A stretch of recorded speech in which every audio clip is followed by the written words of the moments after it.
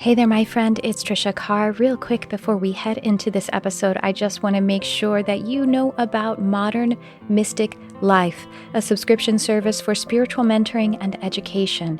The monthly subscription is only $11.11 per month.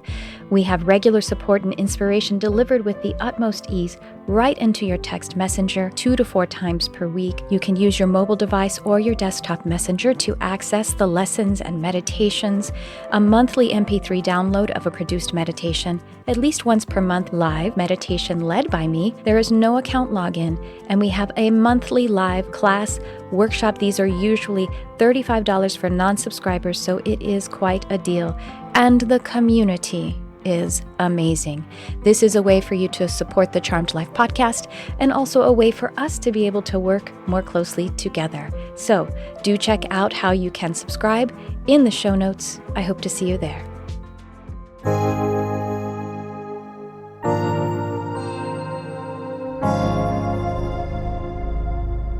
Hello and welcome to the Charmed Life podcast.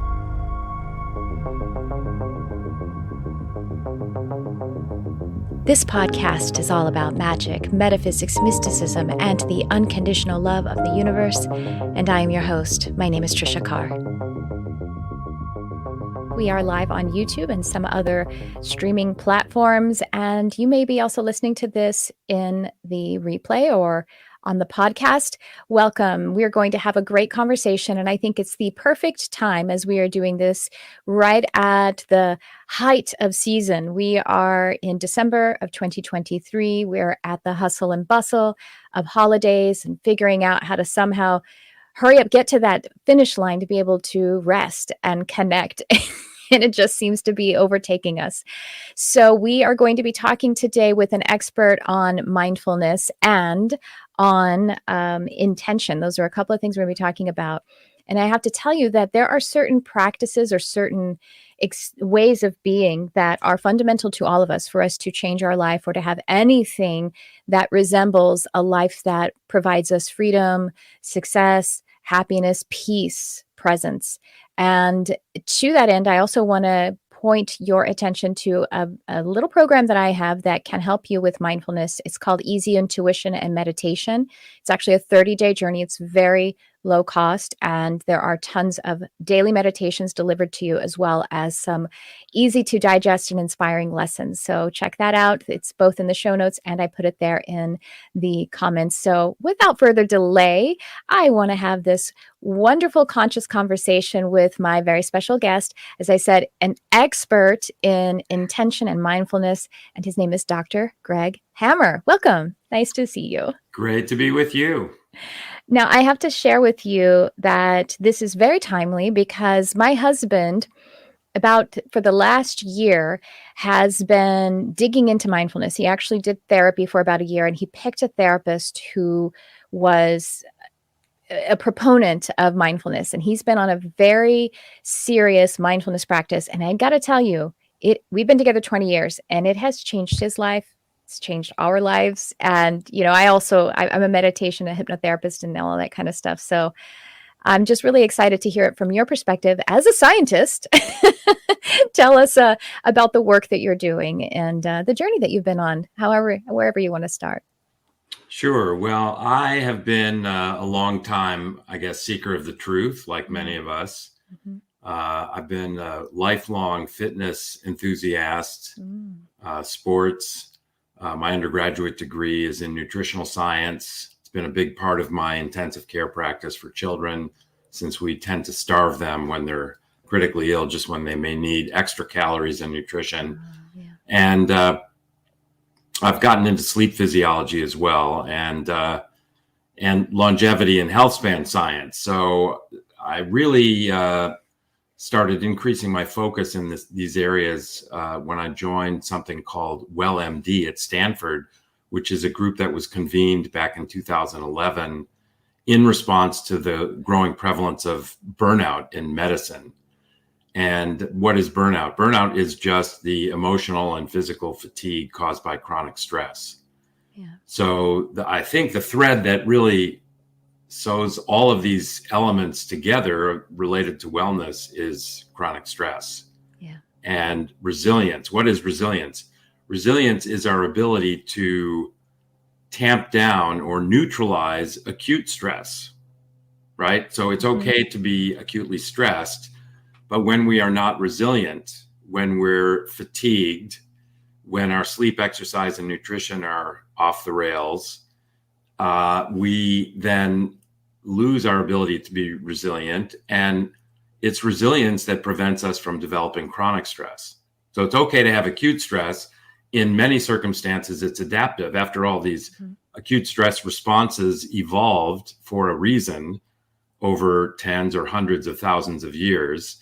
And the idea is really to be mindful of those responses and prevent them from enduring to what we would consider as chronic stress, which has a myriad of adverse health, both physical and mental health consequences. So, that's sort of the nuts and bolts of where I'm coming from. I think the physiology of chronic stress, the medicine, if you will, the human biology of chronic stress is fascinating. And it causes changes akin to aging.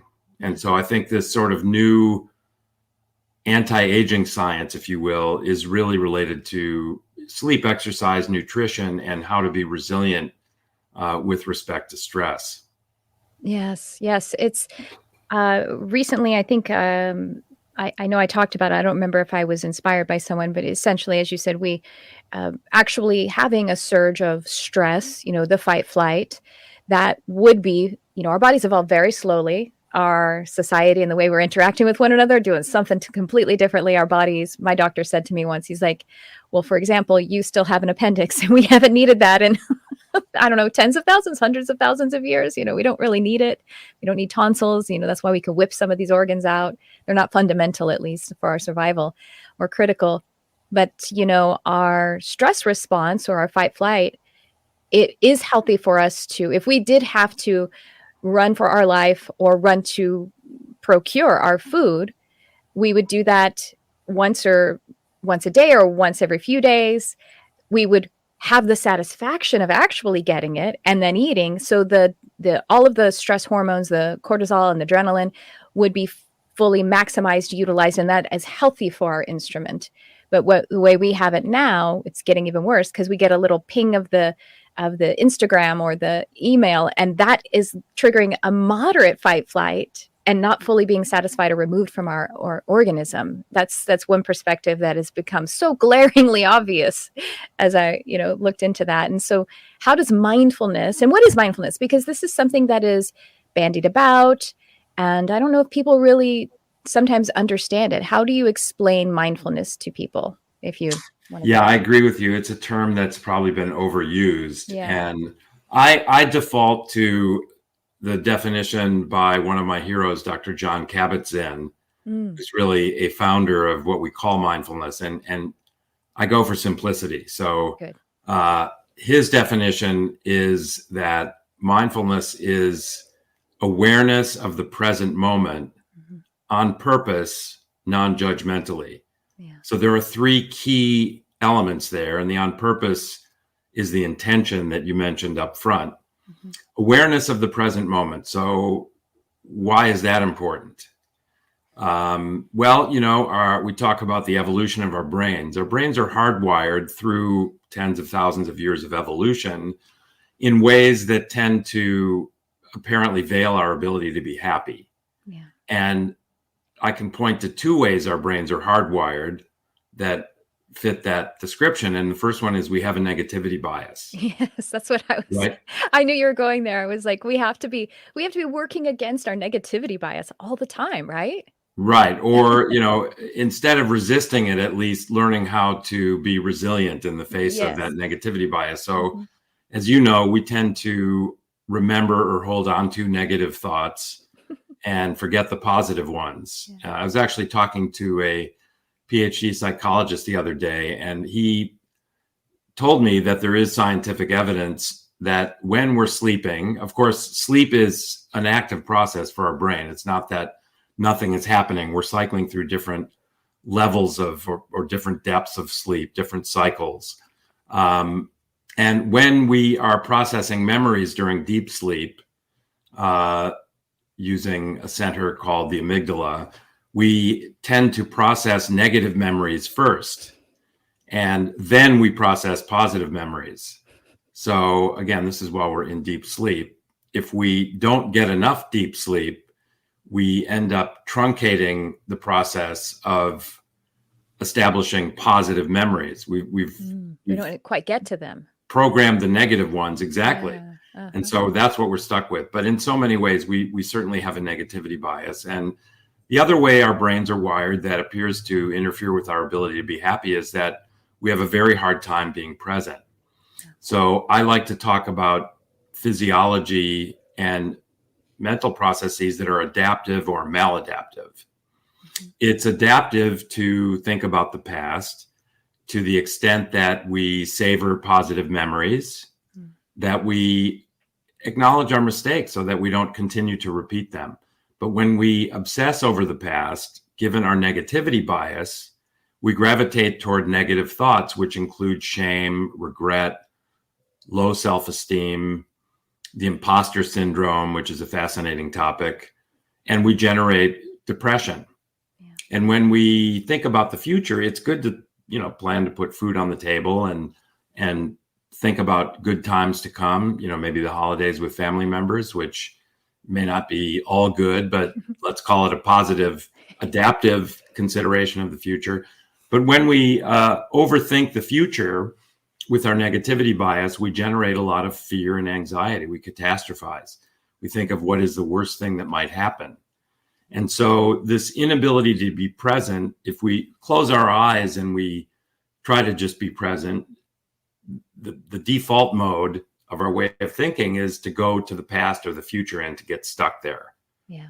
And in maladaptive ways. So the first definition of mindfulness, or the first part of the definition, is awareness of the present moment, because when we are truly aware of the present moment, we're happy, right? Mm-hmm. So we're walking through the forest, we're totally in touch with the footfall on the soft pine needle floor of the forest. We can hear the little sounds our footfall is making against those needles, and appreciating the softness and the cushion. And we look up above at the canopy of leaves and tall trees and the sunlight filtering through, and maybe these gigantic trees that have been around for a long time. And we enjoy the kind of sweet oxygen enriched air that we're breathing. And in those moments, we're happy. We're not thinking about something we're ashamed of that we did or didn't do yesterday, or worried about the list of things we have to do tomorrow. So being fully present, whether it's an intimate moment with a partner, it's an experience in nature, it's listening to just totally resonant music, connecting with a piece of art. When we're present, we're happy. So certainly being aware of the present moment is an important skill. And then Dr. Kabat-Zinn said, on purpose. Why on purpose? It's because our default mode of thinking is this rather negative, distracted, unable to be present way of thinking. And so if we want to change that, we have to have a plan. And the good news is that our brains have this amazing quality called neuroplasticity. We can actually change the way we think, but we have to do it on purpose. We have to have intention. And the third element, beside being aware of the present moment on purpose, is non-judgmentally. Mm-hmm. And again, we are sort of hardwired to judge everything around us as good or bad. And because of our negativity bias, there's more bad than good. And especially when it comes to ourselves, because we are certainly our own most harsh critic. So we can learn to drop the judgments through practice, through intention, through being purposeful. And when we do that, we see things the way they truly are. Because when we judge, we're kind of looking through a veil of our own biases. Mm-hmm. So when we drop the judgment, and particularly the self-judgment, we can see things as they are. Things do not have to be good and bad. Right. So my practice that I embrace myself and that I teach is called the GAIN practice, which is the title of my first book, Gain Without Pain. And the GAIN is an acronym for what I think are the 4 pillars of happiness. Ooh. And they're very interrelated, and they are gratitude, Mm-hmm. acceptance, intention, and non-judgment.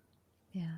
And there we are with Dr. Kabat-Zinn's definition of mindfulness, being aware of the present moment on purpose, non-judgmentally. If a person were to sit down with this GAIN technique, read your book, of course, that would be very helpful. Could that sufficiently start to move them? Because of course, when we're in the state of being, basically the experience feels like I can't stop. I can't, you know what I mean? Like in a lot of people, when they come to me and I'll talk about meditation and they say, oh, I've tried to meditate. I'm not good at it. It doesn't work for me. And I try to explain that it's true for everyone pretty much. I mean, maybe there's every now and again someone who somehow has come out of that without the really feeling like you're a slave to how the negatively biased mind is running you. If they sat down even on their own and took 5 minutes to work through GAIN, could that start to turn the wheel a little bit? Or Exactly. Yes, exactly. So the practice ideally is done in the morning. We get up, we open the blinds, we do our morning hygiene, we find a comfortable place to sit, and we close our eyes and we begin to focus on the breath. So like all forms of meditation. And by the way, I like what you said about people saying they can't do it, it's too hard. Many people think, because this is what they're exposed to, that meditation means sitting still without moving for a half an hour.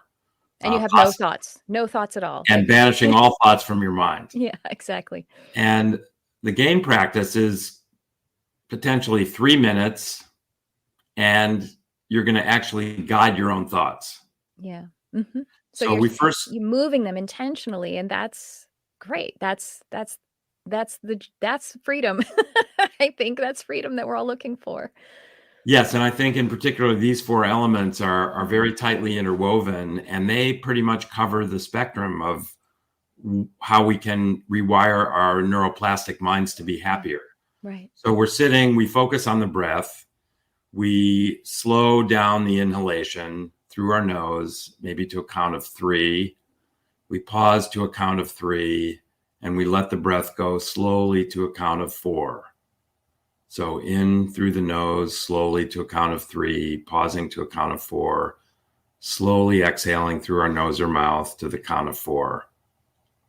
So in, pause, exhale, breathing into our belly, and just appreciating the expansion of our chest and our belly. And then we begin the GAIN contemplation. So we start with that for which we're grateful. And we all have much for which to be grateful. Most of us have a roof over our heads. We are in a safe place, unlike others in the world. We have loved ones and friends and community for which we can be grateful. Our relative health, be it not perfect, it's a miracle that we're here breathing and able to sit for 3 minutes. And we may be grateful for our children, our pet, our environment. And so we sort of sit with these thoughts for 30 or 45 seconds as we link this to the breath. And then we transition to acceptance, because life is not all a bowl of cherries. It doesn't necessarily comport to our apparent wants and needs. So we've all lost somebody that we love. I lost my son 6 years ago at the age of 29. So sorry. We all have pain. So we typically resist it, but the more we resist it, the more we suffer. There's a formula in the book, suffering equals pain times resistance. So the pain is sort of there. It's like isometrics, which you're a fitness person. So it is basically it's strengthening it by pressing against the specific thing. Yeah. Right. So we actually bring this uncomfortable thought or experience closer and closer as we, again, focus on our breath. And we imagine opening our chest, opening our heart, and bringing this pain into our heart and actually sitting with it, nurturing it with our heart, enveloping it with our heart, until we can ask ourselves the question, can I live with this pain forever? And the answer is yes. Mm-hmm. And we just relax with that feeling into our slow, intentional breath. Then we move to the I in GAIN, which is intention. And our intention is to be more present. So we may focus actually just on our immediate bodily experience, the pressure of the chair against our body, the fullness of our breath, expanding our chest and abdomen, maybe something we hear in the distance, a car passing or an airplane going by. And we just focus on our current experience. And we recognize that our intention is also to be more positive, kind, caring, generous. And we sit with this, again, linking it to the breath. And then we move finally to the end and gain, which is non-judgment. And here, one suggestion I have is picture an image of the Earth apparently suspended in space, one of these beautiful NASA images. And the Earth is neither good nor bad. It's just the planet that it is. It's neither good nor bad. And so it's only logical for us to think that we too are neither good nor bad. Right. I am neither good nor bad. I am just the human being that I am. I am neither good nor bad. I simply am. And again, we link this to the breath. And then just focus again on the breath, and then slowly open our eyes, and we're ready to go out in the world. That can change your life. You know, it's interesting because to promote this podcast, I went on Instagram and I said there are some fundamental practices or ways of being that are really, you might interpret them one way or another, but they're the same for all of us. And you're talking about the physiology of sleep, and obviously our intake and output, which is what we eat and how we move our bodies, and then just how we are in the moments. And these are the things that can make us, you could start with just healthy. And then from there, we have, expansions on that, which might be happy, but healthy is really, I think that's the most satisfying. That's the most important. That's the most fundamental. Well, we do have to take care of our physical bodies with a focus on sleep, exercise, nutrition. Mm-hmm. We do have to have intention or a plan to do those things.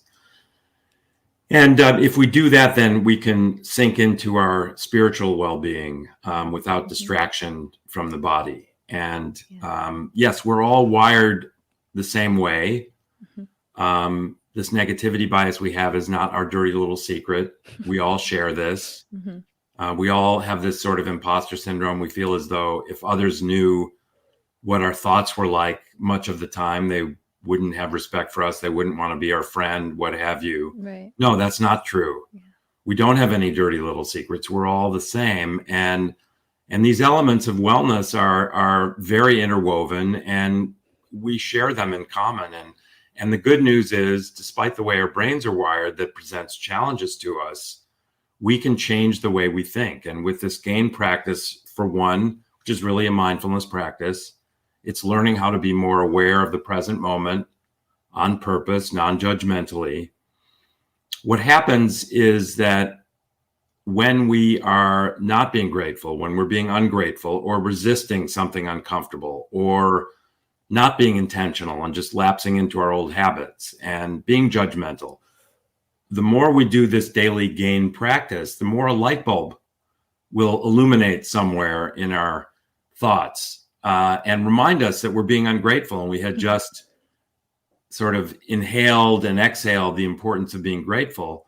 And we can have a little laugh to ourselves, get a little dopamine hit because we were temporarily being ungrateful, and we can redirect our thoughts to gratitude. Mm-hmm. And so the more we do a practice like this, the more we have these light bulb moments when we're lapsing into our old ways of thinking.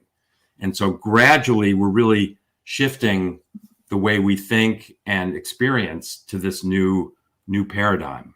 And it's very liberating, as you said earlier. I have a friend who told me, I meditated and I did it for 2 weeks, but I had to stop because as I meditated, I realized how angry I was, or, got to the negative feelings that are running. And so and I was like, no, but do you see, those are running anyway. Those aren't happening because you're meditating. You're actually off-gassing them. You're, as you said, nurturing it with your heart in those moments. But the tendency is to run. We think we have to run away from it. It happened to me last night. I was like feeling some unease within me. And I was like, what is that? I let it bubble up, and I felt some if I traced it back to some childhood fear and pain and trauma and everything. And even though I know this, my energy, my consciousness wanted to go, oh, go away from it, put it away. And I was like, no, it's the opposite of what needs to happen. It's still, there's a knee-jerk reaction to not be with it. But it is, again, it's already there. It's already in the soil. It's not that you're becoming injured. The injury is there at the time. And it, with the light of your awareness or the presence actually melts it. How would you expand on that or discuss that piece of I think you nailed it. I think what happens is when we kind of sink into our hearts, and sink into our breath, our gratitude, acceptance, intention, non-judgment, things bubble up. Yeah. We're sort of unmasking things, and that's perfect because those are the things we need to sit with, decide or discern whether it's something we can change or something we cannot change. If it's something bubbling up from our childhood that's uncomfortable, and we all have that, nothing we can do about it other than embrace it, accept it. So this bubbling up of these uncomfortable experiences is facilitating acceptance of them. Yes. And so, as you said, yes, our tendency is to resist rather than accept. Mm-hmm. But resistance just amplifies our suffering. So pushing those things that are bubbling up back down is actually a form of resistance, of course. And suffering equals pain times resistance. It's amplifying our suffering. So yes, exactly. When I go to spiritual retreat, sitting and meditating with a teacher and 100 of my best friends in the room, and then in the afternoon, after a long morning meditation, we have questions and answers. And many people bring up the pain that they're experiencing. Yeah. And so this phenomenon is very common because we've resisted some discomfort. We've pushed it down. We've turned away from it. It's still there, as you said. And when we sink into our hearts, when we sink into our breath, when we relax into our hearts, these things come up. And that's the perfect opportunity to sit with them and purposefully decide that it's something we can't change and we need to accept and even embrace it. And it's uncomfortable at first, but gradually, as we are steering ourselves in the opposite direction of this negativity and inability to be present, we're more and more able to abide with these feelings and experiences. And it's really teaching yourself, it's reparenting. It's teaching yourself that I am complete, and I can, whether it is accept, but the pain can not have the resistance, so therefore there isn't the suffering. And I'm not a parent of humans, I have animals, but I can imagine and I can relate to the fact that the moments where you're parenting your young child and it's scary or daunting, or your child is unhappy or suffering in some way, it's that there's a moment of resistance, but you have to do it. And so in a moment where we're nurturing ourselves in maybe an acceptance process, we're realizing, oh, it's actually just me. My awareness, my presence can actually parent myself, make that suffering mellow, if nothing more. And we just spend after age 8, we just spend the rest of our lives parenting ourselves, I think. Well, many times that parenting, that self-parenting is reinforcing negativity. It can be, yes, because you think you're being the disciplinarian and, the coach or whatever it is, but the nurture. But we all have this negativity, so our self-esteem tends to be in question. Yes. And so unless we have a practice to the contrary, we tend to reinforce those negative feelings, sensations, thoughts, experiences. So the good news is the solutions are simple in principle. So, when I read other spiritual teachers, I may love what they have to say. It's often a little bit complicated for me. I like to break things down into KISS principle, small bites. So our physical well-being, it's all about sleep, exercise, nutrition. And then you can kind of further define what good sleep hygiene is. What forms of exercise do we need to do given the time available? How should we eat in an intentional way? And then with regard to our spiritual well-being, what are the key principles? And I think that if we can remember those 4 GAIN principles and have a practice where we sit with them, what happens is we associate the breath after days, weeks, months of this practice with those elements. So if I'm walking down the hall about to meet with my boss and I'm starting to get that acute stress response, I can feel my heart rate's going up, my blood pressure's probably going up, I'm getting a little sweaty, jittery, anxious. I can just go to my breath as I walk down the hall, slowly inhaling to a count of 3 through my nose, pausing to a count of 3 or 4, exhaling slowly to a count of 4 into my belly. And I will be flooded with these feelings of gratitude, acceptance, intention, and non-judgment because I've associated those essential elements with my breath, with the intentional, slow, deep breath.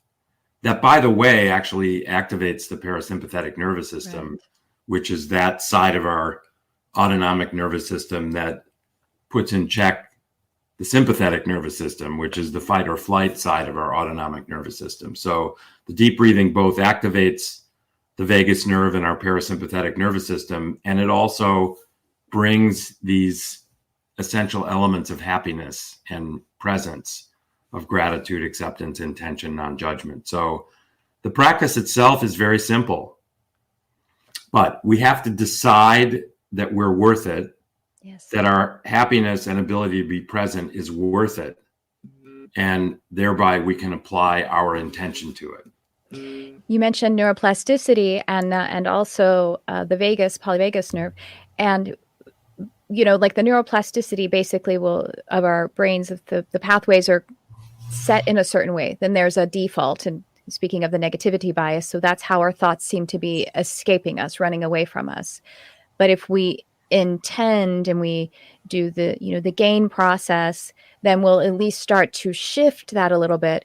Likewise with the vagus nerve, it can be damaged, but the breathing, is actually a soothing balm that is gradually, little by little, sustainably healing it so that, when you're walking down the hallway and there's your boss, it's easier or more sublimated for that process to begin on its own. Right? Yeah, I think just simply the deep, slow, intentional breathing activates the vagus nerve and the parasympathetic nervous system. It's always accessible. It's always there. The parasympathetic and the sympathetic cannot be activated at the same time. It's a toggle, correct? Well, they're both activated to some degree. The important thing is that there's a balance. Just with all other mechanisms of our physiology that are involved in homeostasis or a balance. So our blood sugar is a result of the balance of insulin, which tends to lower our blood sugar, and another hormone called glucagon, which tends to elevate our blood sugar. And there are other hormones, adrenaline, cortisol, that come into play, but our fasting or baseline blood sugar is a result of this balance, largely between insulin and glucagon. Our resting heart rate is a balance of our sympathetic tone and our parasympathetic tone. So both sides are sort of active and working. The important point is to have them in balance and have that homeostatic place be a healthy one. Right. So that's to have generally a low resting heart rate. Right. So not to have too much sympathetic influence compared to the parasympathetic, but have them balance in such a way that maybe our resting heart rate is 60 rather than 80. And homeostasis is a very powerful, almost like a drive that it in some ways, if you think about, they've said that when you do a survey, some people have more of a fear of public speaking than death, which obviously doesn't make any logical sense. That's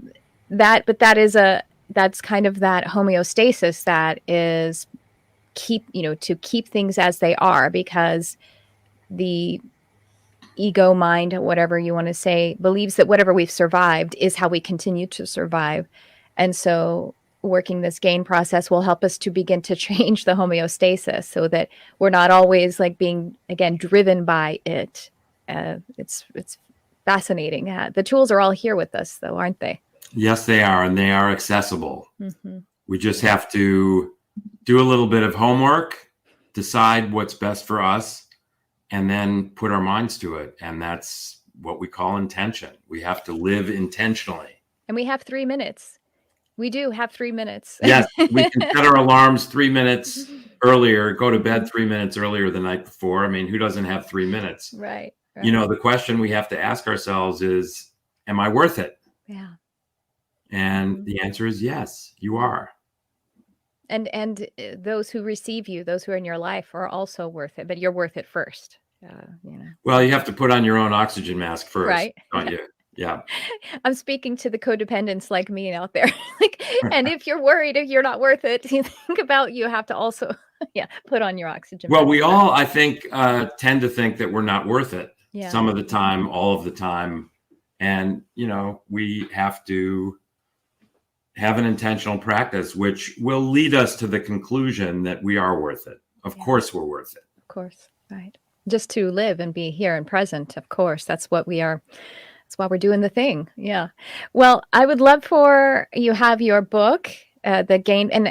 When was this published? Is that It's actually published in 2020. Oh, wonderful. Well, So it that's sort when of we needed it. coincided with the pandemic, May of 2020. And, that's why I'm doing a lot of connecting with wonderful people like you still about what was really the center of the book. Mm-hmm. And how else, in addition to the book, what are some other ways that people can receive your teaching, your guidance, your work? How are you working with people? Well, you see, I thank you for putting on the screen my website, greghammermd.com. And I'm pretty sure there's a link there to my publicist if anybody wants me to connect with them that way, to come and give a talk or a workshop or just to connect and reach out. So always welcoming that. Wonderful. That's good to know. So you're doing public speaking and great. Good. Yes. You're on Instagram, we have your website there, greghammermd.com. And thank you so much for this work that you're doing on our beautiful world. It is powerful and simple. And that's one of the hardest things for us to do as humans, is to let things be simple.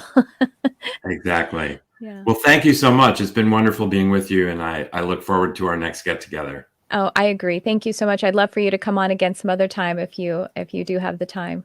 Sure. We'd love it. Have a great day. Okay, likewise.